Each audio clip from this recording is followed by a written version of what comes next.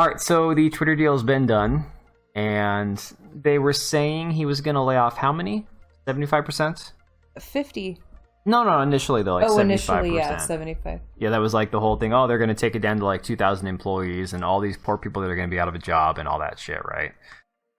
But it turns out that as of today, they fired like what, 50%, so about 3,700 employees. Yeah, which is still a shit ton. I didn't realize that many people work. 7,500 or something, right?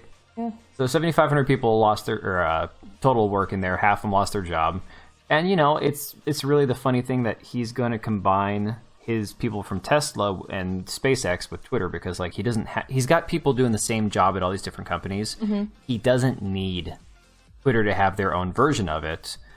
And the one that they cleaned house on, I forgot to pull this up here, was the it wasn't like the election integrity people, it was the trending, the people that the humans that actually are involved in what's trending algorithmically. Yeah.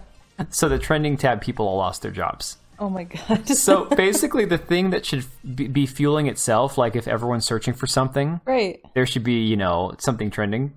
Yeah, all those people got axed. They all got clearly fired. Clearly there's human manipulation. Well, that's the whole point, was he didn't want human manipulation in the middle of what should be done organically. You know, it's like, and we've already seen this with like the White House deleting their tweet that got fact-checked, that senator or representative that had denied election results in 2016 and then called half the people running for office this year about, you know, election deniers and shit. So Twitter is already allowing some users to fact check things, which is hilarious because it's blowing up in like all the far lefties' faces. It is fun to see. Yeah, I mean it's about damn time. But now we got this crap where like new Twitter leadership sparks fears that it could become a super spreader of hate speech. First off, wouldn't you think that after the last couple of years and like that whole Atlantic article basically saying, okay, we should probably forget and forgive how shitty we treated people over the whole super spreader thing, would you not think it's a bad idea to use the term super spreader ever again? I mean, think about that phrasing. Okay, yeah, it is related to COVID now. Yeah, forever. It's for at least for this generation, anything with the word super spreader is going to make everyone's eyes roll, and it's just going to go, okay, shut up, whatever. So this article just basically goes on to, it summarizes, you know, the whole Twitter fiasco going back and forth. He didn't want to buy it, then he did, and all this other stuff, right? So then it goes on to this study, I guess, from Montclair State University in New Jersey. One day after the transaction, they had this study that found within the first 9 hours of the date that Musk took over as CEO, we saw 4,778 instances of specific hate speech being shared. Now, the whole thing about this, that my personal belief, I'm a fan of the idea of having more free speech on Twitter and less censorship, right? I mean, that's just kind of it's a no-brainer. Let people engage in discussion about things that they either disagree on or could learn more about. But am I going to run out there and start screaming the N-word because I'm a free speech, you know? No rational person is. Like, I call everyone the 6-letter R word, okay? That's my go-to word on Twitter. It's not because of white supremacy or racism or sexism. That's just my go-to word. Right. So Elon Musk buying Twitter doesn't make me want to call people that more or less. It's just the word that I use. But couldn't the influx of that just been like an instant reaction of, hey, now I'm going to do this? 100%. And those people are still going to get banned. They're still going to get banned. Because you got some people who are, unfortunately, like, you follow that cat turd account, right? 3 days after the Twitter purchase, he was freaking out because, oh my God, they haven't brought back Donald Trump and they haven't done anything, and oh, Elon's betrayed us. It's like, dude, he's been owner of this company for 4 days. He spent what, 44 billion or 54 billion on it or whatever. He overpaid for it. He can't just go in and say, okay, now I'm going to torch the entire app, bring everybody back, chase off every advertiser, and just let the whole thing fall apart. He has to do things in stages. He has to say, this is what we're going to implement. This is where we're going to add value. This is what we're going to do to create revenue. We'll lose some advertisers along the way, but at least at this point, we can show how we're going to increase revenue moving forward. So there was that knee-jerk reaction from people. And you're right. People instantly, when he bought it, were probably going to be like, yeah, I'm going to start saying... Right. Yeah. So... Well, you saw the big advertiser that pulled out today, right? I saw General Mills and Audi. They're not gone forever. They are temporarily suspending advertising. They'll come back. No, there's one I don't think you saw. Well, I probably heard it, but I just... Pfizer. Oh, I did. I heard that one. Good, good fucking riddance, Pfizer. Go screw yourself. So the study analyzed the use of specific terms that would usually be flagged or objected to on the platform. Okay, first of all, I have a problem with this because 99% of my comments on Twitter or Instagram they tell me, are you really sure you want to say this? People don't really like saying these things. Most people, it's like, dude, you can't tell me that the study analyzed the use of specific terms that would usually be flagged as if this is a new thing. And I'm not an offensive... I like to engage in intelligent arguments online, but occasionally someone who's acting like a moron, you're going to call them a moron. But, like, the wording right there, it's like, no, I get flagged all the time because they don't like the mean words I'm saying. I've never been flagged. Well, you're special. I had a 24-hour Twitter timeout. I was in jail for a day. I couldn't come out, play with the other kids. Overall, the researchers saw an uptick in racial slurs. Again, some edgy kids on Twitter going, hey, we can say the N-word now. Yeah. Religious terms used to offend Jews. You know what that term is? What? Well, first of all, did you see the thing about globalists? No. So I think it was somebody on The View. It was probably The View. Probably. That said, they don't want to hear the word globalist because globalist is offensive to Jewish people. Why? Nah, because supposedly somewhere along the way with like this Rothschild thing and the Jews controlling the world, like all these conspiracy theories, the idea that there are people who are globally minded somehow is piggybacking off of anti-Semitism.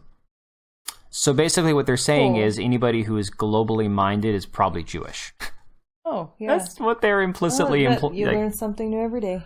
Okay, yeah, so it's funny we hadn't talked about that. Yeah, this gal... And of course, I believe she was a minority, and it's always minorities that are better at playing like the minority Olympics, because if you're a straight white person, you can't compete on this. No. Unless you're like I'm a woman, so... But you're not a liberal. I'm not a liberal. No. But... So, yeah, okay, so religious terms used to offend Jews and negative slurs against the LGBTQ community. I'm not even going to touch that one. I don't care. I'm not touching that one. We're just going to walk right past that. And sort of like clockwork, when he took over as CEO, all of those terms spiked, Benton said. Again, knee-jerk reaction, whether it's true or not. Right. The use of the N-word on Twitter also surged by over 500%, blah, blah, blah, blah, blah. Okay. So the National Association for the Advancement of Colored People, first off, screw the NAACP. Screw them. Quickly responded and met with Musk to express their concerns about the life-threatening hate and conspiracies that have proliferated under his watch. Derek Johnson, president of NAACP, under his watch of said 3 days. Under his watch of 3 days. God. First of all, it cracks me up that we're dealing with this in the middle of Kanye with the whole anti-Semitism thing, because Kanye is a black man. Kyrie Irving's a black man. Both of these guys are getting called out for anti-Semitism, but here's the NAACP, which is... Look, they say Advancement of Colored People. It's an organization that promotes black people, first and foremost, ahead of everybody else. Yeah. Talking about their concerns about life-threatening hate and conspiracies when the two biggest examples of quote-unquote anti-Semitism are coming from black men. I find that really ironic. It's cracking me up here. I think it was a positive meeting. There was agreement in points that were raised, and as the civil rights and social justice community, we are cautiously optimistic, Johnson told Yahoo News. But the real question here is, what is he going to do? He said all the right things, now we're waiting to see what actually takes place.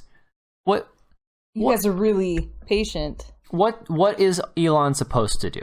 You set up clear terms of service, you enforce your policies, anything that doesn't breach like criminal statutes and violate law of the country and the state that the platform is being operated in.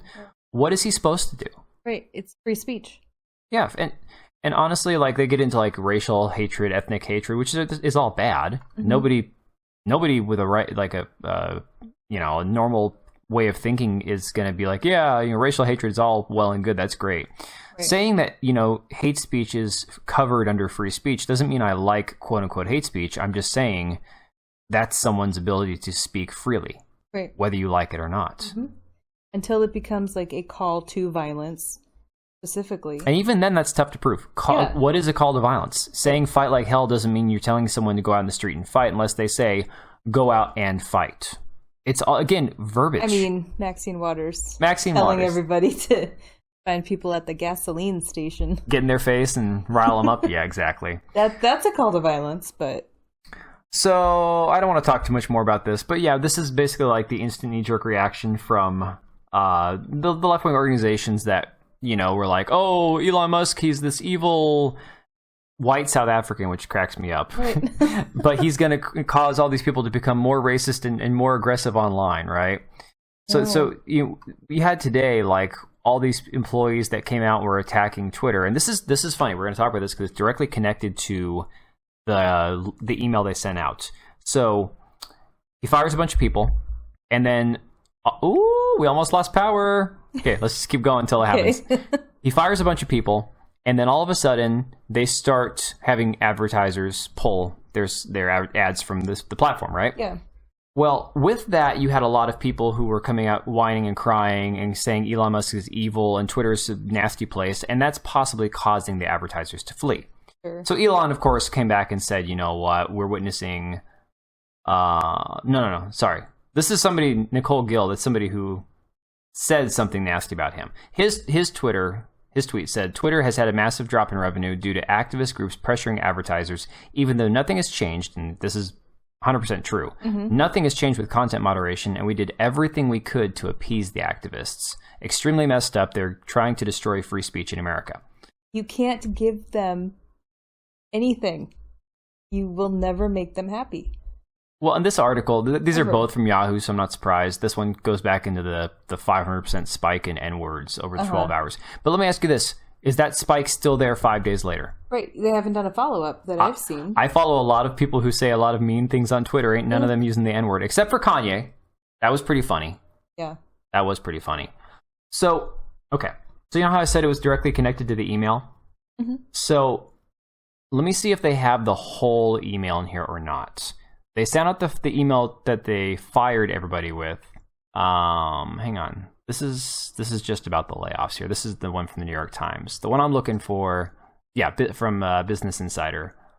All right, so here's the email they sent out to everybody. They locked down the offices. I don't know if you caught this. They told everyone, go home. The offices are locked. Nobody's there on Friday. For your own safety, go home. So they basically pulled a left-wing thing on them saying, we're doing this for your safety. And they sent everyone home. They said, sit by your computer and wait for an email. So the email they sent out was, I believe this is the firing one, not the one that if you still had your job, you were safe. As shared earlier today, Twitter is conducting a workforce reduction, to help improve the health of the company. These decisions are never easy, and it is with regret that we write to inform you that your role at Twitter has been impacted.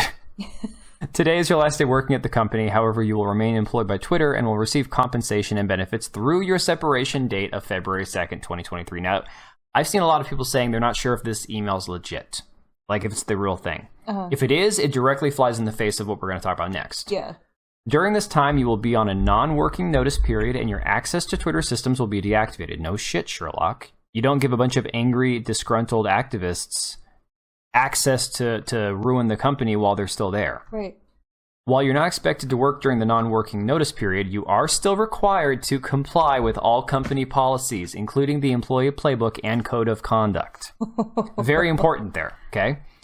Within a week, you will receive details of your severance offer, financial resources extending beyond your non-working notice period. At that time, you will also receive a separation agreement and release of claims and other offboarding information, such as how to return your Twitter materials, computer badge, etc.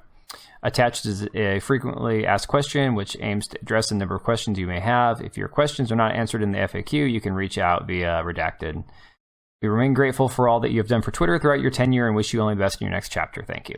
So if this email is legit, and I don't think they've proven yet whether or not it's a legitimate leak or not, because technically leaking this email might have been a code of conduct violation. we have these, I'm going to say the word retards, unfortunately, I have to say it because that's who AOC is, queen of them. Yep. Counseling people to seek legal action in lawsuits against Elon Musk. Why? Because certain states like California and New York apparently have something called a Warren law, or Warren's law, which has to do with receiving 90 days notice for mass layoffs. First off, I hate this. The one thing I like about the state that I live in is that we're an at-will state. Mm-hmm. I mean... It sucks. It sucks. If you don't work for yourself. But in a situation like this, I think it's a better... Well, it's definitely a better alternative. Option, yeah. And AOC has also railed against Elon for his $8 Twitter Blue thing, as well as not having unions, which unions are the worst thing to ever happen. She paid $70,000 to Elon for her car. Well, yeah, she's a proud owner of a Tesla. Idiot. She's a twit. She should be like the queen twit. Elon is chief twit. She should be queen twit. Yeah. I mean, she wants to date him, like hardcore. I mean, he just wants to date her, right? Right. They're in this weird, bizarre love-hate thing. So yeah, she is advising people, if you're a Twitter or any employee subject to mass layoffs, New York has a Warren's law too. New York Warren's requires 90-day notice for mass layoffs from large employers. Employers who violate may be required to back pay your wages and benefits. Whoever Lisa Bloom is, she did the same thing. She's Gloria Allred's daughter. Oh, that's who it is. That's Gloria Allred's daughter. Okay. Yeah. So here's the tweet. It was like 12 hours ago. She hasn't tweeted about this since. And I think because after that is when this came out. Mm-hmm. And she's looking at it going, oh, shit, if this is true. I mean, look, I was looking at it this way. Either Elon is going to say, I'm going to save money by firing half the staff. Mm-hmm. Even if they sue me and I settle out of court, it's still going to save me money. Right. Or they actually are doing this where they're going to do the proper time period, give them their compensation. These people are only out their job, but they have time to go find other employment if they're actually worth hiring. You're really paid vacation. Basically paid vacation while they're looking for another job. You're going to find another job. Right. Well, okay. But you do realize that this all comes down to like the biggest problem with Twitter, and I think this is what we can end on, is that these are people who never had a job before in their life. No. You've seen the videos of all the amenities they have, right? Oh, yeah. The rooftop access and the free lunch and the snacks everywhere. And they got the smoothie bar, the yoga bar, their little meditation room. I mean, God, fuck off. They have the private chefs cooking them lunch and all that shit every single day. So these are people who never worked a real job. Mm-hmm. They got a job right out of college because they got a degree. Yeah. And they knew somebody. They had parents that were rich. They had parents that were connected. They got the job. Look, a global company worth, let's just say Twitter is worth $44 billion.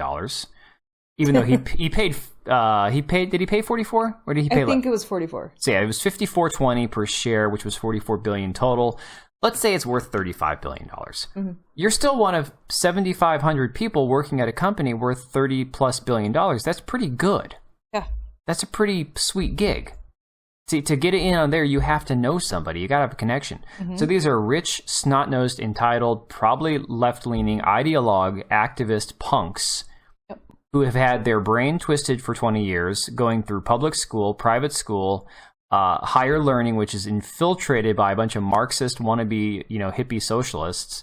And all they do is spend their days thinking about how they can fight the patriarchy while simultaneously censoring people they don't like on Twitter. Yeah. And they get paid six figures for that. Yeah, and they have,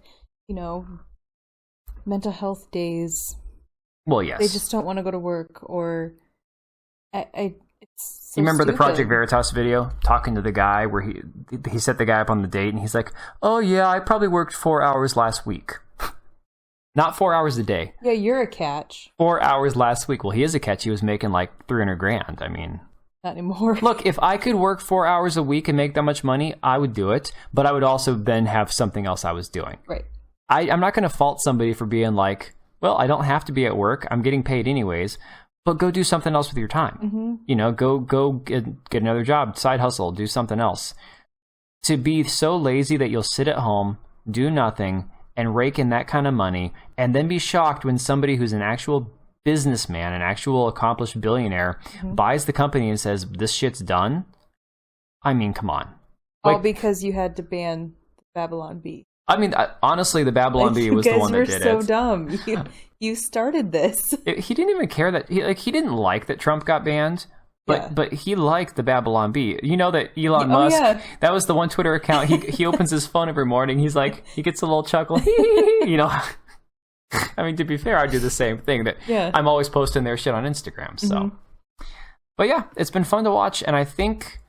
As long as the weekend holds out and this story doesn't change, this whole lawsuit thing should be gone by next week. It should just disappear because if this is for real, there is no lawsuit. You know, the deal is done. The people are fired. The one question I have is the man that he's keeping in place, Yoel something, who is like some far lefty nut job. He's part of their... What department is he with? I want to say it's with like the whole truth and integrity, election security kind of group of people, which worries me because I'm like, someone have pointed out on Twitter shouldn't have an election integrity department. They shouldn't have anything for that. No, but could it be because it might be a bad look right before terms? You mean to fire those people to get rid of that person? I mean, if you think they really care about how it all looks, I guess that's a possibility. I don't know. I don't know that he thinks that much into it. He might not, but either way, it's a glorious thing. I'm here for it. Are you ready for the little shill? Are you ready for it? What's a shill? Well, if you enjoyed the podcast, feel free to like and subscribe, share the video. You see that little subscribe button that popped up, and you missed it. I missed it. You missed it completely. We're gonna do it one more time just for you. Time. And there it is. Click like and subscribe. You can't see it. I can't. You can't see it. Oh, I feel so sorry for you. You'll have to go back and watch it later. That's a bummer. All right. Thanks for watching. Appreciate it. Bye, guys.